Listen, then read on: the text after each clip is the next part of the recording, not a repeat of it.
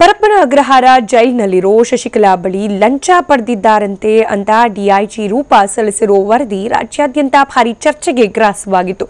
ಇದರ ಬೆನ್ನಲ್ಲೇ ರೂಪಾ ಇದೀಗ ಮತ್ತೊಂದು ಸ್ಫೋಟಕ ಮಾಹಿತಿಯನ್ನ ಸಲ್ಲಿಸಿದ್ದಾರೆ. ಆ ಸ್ಫೋಟಕ ಮಾಹಿತಿ ಇವತ್ತು ತಾವು ಸಲ್ಲಿಸುತ್ತಿರುವ 2ನೇ ರಿಪೋರ್ಟ್ನಲ್ಲಿ ಇರಲಿದೆ.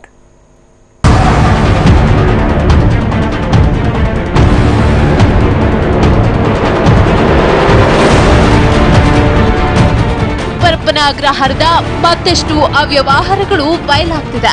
ಇದೀಗ ಟಿವಿ9ಗೆ ಸಿಕ್ಕಿರೋ ಮಾಹಿತಿ ಪ್ರಕಾರ ಕಾರಾಗೃಹ ಡಿಐಜಿ ರೂಪಾ ಸೆಂಟ್ರಲ್ ಜೈಲ್ ಅಕ್ರಮಗಳ ಬಗ್ಗೆ 2ನೇ ವರದಿ ಸಿದ್ಧಪಡಿಸಿದ್ದಾರೆ. ಈ ವರದಿಯನ್ನ ಡಿಐಜಿ ರೂಪಾ ಇಂದು ಡಿಜಿಗೆ ಸಲ್ಲಿಸೋ ಸಾಧ್ಯತೆ ಇದೆ. ಜೈಲಿನ ಅವ್ಯವಹಾರದ ಬಗ್ಗೆ ಮತ್ತಷ್ಟು ಮಾಹಿತಿ ಸಿದ್ಧಪಡಿಸಿ ತನ್ನ ವಿರುದ್ಧ ಕಿರಿಯ ಅಧಿಕಾರಿಗಳಿಂದ ಬಹಿರಂಗ ಹೇಳಿಕೆ ಹಾಗೂ ಜೈಲಲ್ಲಿ ತನ್ನ ವಿರುದ್ಧ ನಡೆದ ಪ್ರತಿಭಟನೆಗೆ ರೂಪಾ ಆಕ್ಷೇಪ ವ್ಯಕ್ತಪಡಿಸಿ ಹಲವು ಪ್ರಮುಖ ಅಂಶಗಳನ್ನು ಉಲ್ಲೇಖಿಸಿದ್ದಾರೆ ಎನ್ನಲಾಗಿದೆ. ಅಲ್ಲದೆ ಈ ಸಂಬಂಧ ಇಂದು ಬಹಿರಂಗ ಹೇಳಿಕೆ ಕೂಡ ನೀಡಲಿದ್ದಾರೆ ಎನ್ನಲಾಗಿದೆ. ಇನ್ನು 2ನೇ ವರದಿಯಲ್ಲಿ ಏನೆಲ್ಲ ಇದೆ ಅನ್ನುವುದನ್ನ ನೋಡೋದಾದ್ರೆ,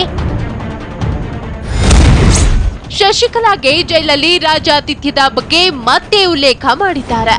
ಜೈಲಲ್ಲಿ ಶಶಿಕಲಾ ತಮ್ಮ ಆಪ್ತರನ್ನ ಭೇಟಿಯಾಗಲು ವಿಶೇಷ ಕೊಠಡಿಯನ್ನ ನೀಡಿದ್ದು ಅಲ್ಲದೆ ಶಶಿಕಲಾಗೆ ಕೂರಲು ಕುರ್ಚಿ, ಟೇಬಲ್ ಬಗ್ಗೆ ಹಾಗೂ ವಿಶೇಷ ಅತಿಥಿಗಳಿಗೆ ಕೂರಲು 4 ಕುರ್ಚಿ ನೀಡಿರುವ ಬಗ್ಗೆ ಓರ್ವ ಜೈಲು ಅಧಿಕಾರಿ ನೀಡಿದ್ದ ಮಾಹಿತಿಯನ್ನ ಡಿಐಜಿ ರೂಪಾ ದೂರಿನಲ್ಲಿ ಉಲ್ಲೇಖಿಸಿದ್ದಾರೆ.